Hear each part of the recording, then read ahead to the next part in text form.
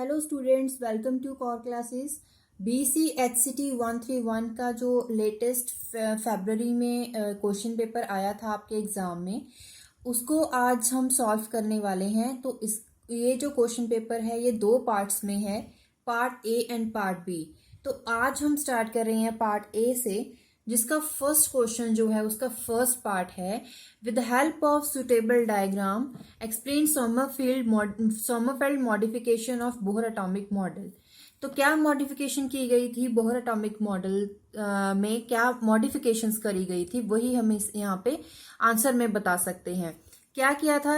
He interpret fine structure in atomic spectrum of hydrogen. क्यों क्या किया था? Due to its elliptical path of an electron, क्योंकि circular shape की बजाय इलिप्टिकल पाथ में इलेक्ट्रॉन रिवॉल्व करता है around the nucleus. In the elliptical orbits, the nucleus was assumed to present at one end of the foci. अब ellipse की बात कर रहे हैं तो वहां पे मेजर फोकस है, मेजर एक्सिस पे है या माइनर एक्सिस पे, उसके अकॉर्डिंग फोकाई भी डिफरेंट होगा। तो ये एज्यूम करा गया था कि जो इलेक्ट्रॉन न्यूक्लियस है, it is assume to be present at one of the foci of the ellipse. यहाँ पे फिगर बनाई गई हैं क्योंकि क्वेश्चन में डायग्राम स्पेशली पूछी गई और क्वेश्चन जो है वो लॉन्ग है, it carries I think 3-4 marks. उसी के हिसाब से आंसर को हमें लिखना होगा। इलिप्टिकल ऑर्बिट में motion of electron could be describe by consuming one quantum number. कौन सा? रेडियल क्वांटम नंबर और एजीमुथल क्वांटम नंबर। तो एन और के वैल्यू ये हमें पता होंगी तो हम पता कर सकते हैं कि इलेक्ट्रॉन जो है उसकी मोशन किस तरह से है। तो वो पता करने के लिए एक रेशियो याद रखें, n by k, that is length of major axis is equals to length of major axis upon length of minor axis. तो ये डायग्राम जरूर बना लें। उसके बाद second question I think 1 mark का है। सिर्फ इलेक्ट्रॉनिक कॉन्फ़िगरेशन लिखनी है क्रोमियम की। तो आई सजेस्ट आप एलिमेंट्स अप टू 30 जो है उनकी जो इलेक्ट्रॉनिक कॉन्फ़िगरेशन है वो अच्छे से आप लर्न कर लें। तो इसकी जो इलेक्ट्रॉनिक कॉन्फ़िगरेशन थी वो है organ with atomic number 18 3d5 4s1। उसके बाद सेकंड क्वेश्चन का फर्स्ट पार्ट है, ब्लैक बॉडी रेडिएशन एक्सपेरिमेंट्स के रिजल्ट्स को एक्सप्लेन करें। रिजल्ट्स क्या थे? सिर्फ और सिर्फ रिजल्ट से पूछा गया है। तो उसके लिए सबसे पहले आप ग्राफ बना लें जिसको आपको एक्सप्लेन करेंगे, वही उसका रिजल्ट है। यहाँ पे बताया गया है कि जो ग्राफ है वो ड्रॉ करा गया है between wavelength and relative intensity के बीच में। तो एट वेरी हाई टेम्परेचर और very low temperature the intensity would be very accordingly wavelength of the given values की वेवलेंथ जो है उसी के हिसाब से at particular temperature intensity very करेगी। हर एक टेम्परेचर पे आप देख रहे हैं कि देखिए जैसे कि टेम्परेचर है 3500, ठीक है। तो 3500 केल्विन के ऊपर जो रीजन है उसमें आप देखिए कितना फर्क है as compare to 4000 Kelvin as compare to other temperatures. तो ये सारे एक्सपेरिमेंट्स 1, 2, 3, 4, 5 ये सारे एक्सपेरिमेंट्स डिफरेंट टेम्परेचर पे टेकिंग टेम्परेचर कांस्टेंट ग्राफ बनाया between wavelength and relative intensity. तो यही यहाँ पे एक्सप्लेन करना है कि हर एक रीजन में एक जो हाइक आती है जिसमें जिस वैल्यू पे जो वेवलेंथ का पर्टिकुलर वेवलेंथ पे इंटेंसिटी की पर्टिकुलर वैल्यू होगी, क्या होगी? हाईएस्ट वैल्यू होगी। पीक में पूरे ग्राफ में एक ऐसी पीक आती है जहां पे इंटेंसिटी की वैल्यू हाईएस्ट होगी। जिस वैल्यू पे हाईएस्ट होगी उसके कॉरेस्पॉन्डिंग जो लैम्डा वैल्यू होगी उसे हम बोलेंगे लैम्डा मैक्स। मतलब कि कितनी वैल्यू ऑफ लैम्डा में इंटेंसिटी हाई है वही होगी लैम्डा मैक्सिमम। उसके बाद at shorter wavelength region there is increase in intensity radiation at high temperature. Shorter wavelength region में there is increase in radiation of high temperature at temperature increase. जैसे जैसे temperature बढ़ता जा रहा है वैसे वैसे जो रीजन्स हैं उसमें डिफरेंस आता जा रहा है। तो whether it is from black body और सिंपल आयरन पीस। तो ब्लैक बॉडी से पूछा गया है तो उसके ग्राफ को एक्सप्लेन करना जरूरी था। मतलब ये हुआ कि हर एक टेम्परेचर पे जो ग्राफ बनाया गया है, पहले जो नीचे वाला ये ग्राफ है, यहाँ पे जो ये वैल्यू है this is known as lambda max value. Correspondingly ये बिटवीन 500 एंड 1000 रहेगी नैनोमीटर में। और ये कौन सा पीक है? हाईएस्ट इंटेंसिटी का for this graph at 3500 kelvin पे। तो यही यहाँ पे एक्सप्लेन करना था। बी पार्ट, हुंस रूल क्या होता है? In a given energy level number of unpaired electron will be maximum. Unpair number of electron will be maximum, इसका मतलब ये है कि जो पर्टिकुलर अवेलेबल ऑर्बिटल्स होंगे वहां पे जो इलेक्ट्रॉन्स हैं सबसे पहले अनपेयर्ड इलेक्ट्रॉन्स फिल होंगे। जब अनपेयर्ड इलेक्ट्रॉन्स फिल होते हुए ऑर्बिटल्स खत्म हो जाएंगे उसके बाद पेयरिंग स्टार्ट होती है। इसमें रीजन बताना था। रीजन ये है कि अगर हम ऐसा ना करें तो क्या होगा। अगर अनपेयर्ड इलेक्ट्रॉन भरने के बजाय हम एक ऑर्बिटल को पहले फुली फिल्ड कर दें, मतलब कि एक ही इलेक्ट्रॉन में एक ही ऑर्बिटल में 2 इलेक्ट्रॉन फिल कर देंगे, तो क्या होगा, वहां पे इलेक्ट्रोनेगेटिवली चार्ज हैं दोनों स्पीशीज, तो इसका मतलब क्या होगा कि वहां पे रिपल्शंस होंगी। तो रिपल्शंस को कम करने के लिए क्या मेथड हो सकता है कि वहां पे जो इलेक्ट्रॉन है सेम स्पिन की बजाय अपोजिट स्पिन का अगर इलेक्ट्रॉन फिल हो जाए तो वहां पे रिपल्शंस और बिटवीन इलेक्ट्रॉन्स को मिनिमाइज किया जा सकता है।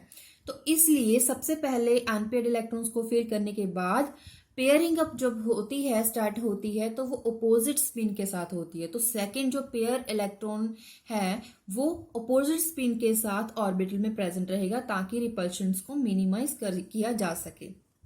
Third question, A part well behaved wave function क्या होता है, डायग्राम से समझाए।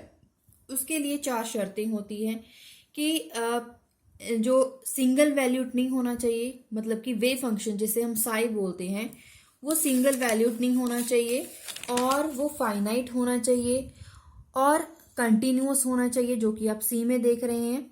और ये जो 4 सारी शर्तें अगर इसमें होती हैं, कंडीशन अगर फुली फिल्ड होती हैं वेव फंक्शन के लिए, तो उस साई वेव फंक्शन को हम वेल बिहेव्ड वेव फंक्शंस बोलते हैं।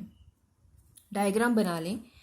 उसके बाद HCl के लिए रेजोनेंस स्ट्रक्चर बताने हैं और ये बताना है कि उन तीनों में से कौन सा इंपॉर्टेंट है, मोस्ट इंपॉर्टेंट। तो तीनों पहले तो रेजोनेंस स्ट्रक्चर बना लीजिए। कैसे बनेंगे, आई थिंक हमने लेक्चर इसके लिए अपलोड किया हुआ है, तो आप वहाँ पे विजिट करें और वहाँ पे आप डीपली स्टडी कर सकते हैं कि रेजोनेंस स्ट्रक्चर्स कैसे बनाते हैं। तो आपको ये भी समझ आ जाएगा कि HCl केस में कैसे बनाएं। तो इन तीनों में अगर स्ट्रक्चर्स को देखा जाए, तीनों में से जो ये 2 हैं पॉजिटिव नेगेटिव चार्ज, वो एक दूसरे का जो डायपोल मूवमेंट है उसे कैंसल आउट कर रहे हैं। इसका मतलब ये है कि 0 बॉन्ड ऑर्डर आ रहा है, 0 बॉन्ड ऑर्डर। लेकिन फर्स्ट केस में देखा जाए तो वहां पे बॉन्ड ऑर्डर है 1। क्यों? Due to the presence of sigma electrons in which is rarely significant. यहाँ पे sigma single bond sigma electrons की प्रेजेंस की वजह से ये जो स्ट्रक्चर है उसका बॉन्ड ऑर्डर जो है वो 1 है एज कंपेयर टू दीज। इन दोनों के लिए 0 रहेगा। फोर्थ क्वेश्चन का ए पार्ट, पी ऑर्बिटल्स की शेप आपको ड्रॉ करनी है, उसको एक्सप्लेन करना है। ये पॉइंट्स आप आंसर नोट कर लीजिए। Atomic orbital px with py, px with px, py with py, कैसे एटॉमिक ऑर्बिटल्स कंबाइन करके मॉलिक्यूलर ऑर्बिटल्स बनाते हैं। इसके बाद बी पार्ट, एक तो है पोटेशियम फ्लोराइड, दूसरा है सोडियम फ्लोराइड। दोनों में से लैटिस एनर्जी किसकी ज्यादा है ये बताएं और क्यों है। तो दोनों में कंपेयर करा जाए तो इसमें रीजन क्या देखना है, क्या रीजन होना चाहिए। दोनों में से जितना इंटर न्यूक्लियर डिस्टेंस कम होगा, closer to each other and larger the electrostatic attraction among the ions. मतलब जितने के मतलब कि पोटेशियम और फ्लोरीन के जो न्यूक्लियस होंगे जितने वो पास होंगे, जितना उनमें इंटर न्यूक्लियर डिस्टेंस कम होगा उतने ही वो अच्छे से बॉन्ड बना सकेंगे। अगर अच्छे से बॉन्ड जिनका दोनों में से ज्यादा अच्छा है उसी का बॉन्ड स्ट्रोंग होगा, और लैटिस एनर्जी मतलब कि उसके बॉन्ड को वीक करने के लिए उतनी ही ज्यादा एनर्जी चाहिए होगी। तो वही यहाँ पे रीजन लिखा गया है कि cation size varies. Cation potassium cation का साइज बड़ा एज कंपेयर टू सोडियम, तो दोनों को, और उससे भी कम है लिथियम का, लेकिन हम कंपेयर कर रहे हैं पोटेशियम और सोडियम का। तो वहां पे क्या होगा, यहाँ जो इसके दो अगर इनके फ्लोराइड्स की बात करें तो वो भी ऐसे ही वेरी करेंगे। मतलब कि अगर दोनों में पोटेशियम फ्लोराइड और सोडियम फ्लोराइड की बात करें तो क्या है कि पोटेशियम फ्लोराइड का साइज मतलब कि लैटिस एनर्जी ज्यादा होगी as compare to sodium fluoride. तो इसका रीजन क्या है, इंटरन्यूक्लियर डिस्टेंस, मतलब कि बॉन्ड, मेनली रीजन है बॉन्ड, जितना स्ट्रांग होगा उतनी ही ज्यादा एनर्जी चाहिए उसे वीकन करने के लिए। फिफ्थ क्वेश्चन ए पार्ट, जिसका फर्स्ट क्वेश्चन सिर्फ ये बताना था कौन सी स्पेक्ट्रल लाइन है हाइड्रोजन एटॉमिक के लिए, हाइड्रोजन स्पेक्ट्रम के लिए। मैटर वेव्स क्या होती हैं उसकी जस्ट आपको डेफिनेशन लिखनी है। Significance of Sai square, significance क्या है, Sai square is the probability of finding an electron, अगर वो मैक्सिमम है किसी पर्टिकुलर रीजन के लिए उतना ही उसका वैल्यू होगा, उतना ही वो ज्यादा सिग्निफिकेंट होगा। नेक्स्ट, कार्बन जितने भी इसमें प्रेजेंट हैं तो इन पे इनकी हाइब्रिडाइजेशन बतानी है सभी कार्बन्स के लिए। ये ट्रिपल बॉन्ड के साथ सिचुएटेड है तो इसकी sp हाइब्रिडाइजेशन हो जाएगी, इसके लिए भी। इन दोनों कार्बन्स के लिए क्या हो जाएगी, sp2 हाइब्रिडाइजेशन हो जाएगी, क्योंकि यहाँ पे डबल बॉन्ड है। कंपेयर करनी है properties of ionic and covalent compounds, दोनों की प्रॉपर्टीज कंपेयर करनी है। क्या है कि they are formed by transfer of electron, ionic compound कैसे बनते हैं, अगर एक इलेक्ट्रॉन पूरा ट्रांसफर हो जाए टू द अदर एटम। यहाँ पे क्या, कोवलेंट के में सिर्फ और शेयरिंग होती है इलेक्ट्रॉन्स की, 100% इलेक्ट्रॉन ट्रांसफर नहीं होता है। Generally exist in solid form, ज्यादातर सॉलिड फॉर्म में इसके आयनिक कंपाउंड्स बनते हैं, लेकिन इसमें सॉलिड, लिक्विड, गैस तीनों हो सकते हैं। यहाँ पे आयनिक कंपाउंड कंडक्ट करते हैं इलेक्ट्रिसिटी, लेकिन इन मोल्टन स्टेट में। लेकिन यहाँ पे अगर कोवलेंट कंपाउंड की बात करें, वहां पे आयन्स नहीं होते हैं, तो इसका मतलब कंडक्ट नहीं कर पाते हैं, अच्छे कंडक्टर्स नहीं होते हैं। Melting point, boiling point obviously high होंगे as compare to covalent compound. Dipole moment of boron trifluoride 0 है, क्यों, क्योंकि अगर हम बात करें BF बॉन्ड, क्योंकि तीनों BF बॉन्ड हैं, एक की बात करें तो तीनों को हम इजीली समझ सकते हैं। इसमें दोनों में से ज्यादा इलेक्ट्रोनेगेटिव कौन सा है, फ्लोरीन। तो जो इलेक्ट्रॉन डेंसिटी है वो किसकी तरफ जाएगी, फ्लोरीन की तरफ जाएगी। तो इसका मतलब जितने BF3 बॉन्ड्स है सभी में यही केस होगा। अपोजिट डायरेक्शन है तो dipole moment obviously cancel out हो जाएगा। Right molecular configuration of oxygen and oxide ion, और इसके बॉन्ड ऑर्डर भी लिखने हैं। तो कॉन्फ़िगरेशन लिखें, मॉलिक्यूलर कॉन्फ़िगरेशन। उसके बाद बॉन्ड ऑर्डर का फॉर्मूला होता है bonding electrons minus non bonding electron divided by 2। Count करें और माइनस करके डिवाइड कर दीजिए 2 के साथ। सोडियम क्लोराइड क्रिस्टल में क्लोराइड आयंस कितने होते हैं, 6 होते हैं। कॉर्नर्स पे अल्टरनेटिव पोजीशन पे होते हैं विद द सोडियम आयन। तो 6 क्लोराइड आयंस रहते हैं सोडियम क्लोराइड क्रिस्टल में। यहां तक 7 क्वेश्चन हो गए हैं। तो 7 क्वेश्चन थे आपके फर्स्ट पार्ट में, पार्ट ए में। अगले 7 क्वेश्चन होंगे पार्ट बी में, तो वो जल्दी ही आपके साथ शेयर करे जाएंगे।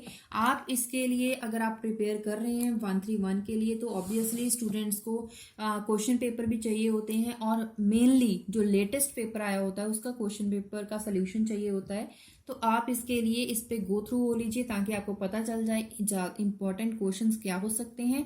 बाकी हम इंपॉर्टेंट क्वेश्चंस के लिए पूरे सिलेबस के लिए वैसे भी सेपरेटली वीडियो बनाएंगे विद सोल्यूशन, लेकिन यहाँ पे कुछ इंपॉर्टेंट क्वेश्चंस के साथ साथ अगर क्वेश्चन पेपर को भी सॉल्व कर दिया जाएगा तो आपके लिए और भी इजी रहेगा, आपका टाइम सेव हो जाएगा। नेक्स्ट वीडियो के साथ मिलेंगे जल्दी ही, और तब तक देखते रहिए channel core classes. Thank you.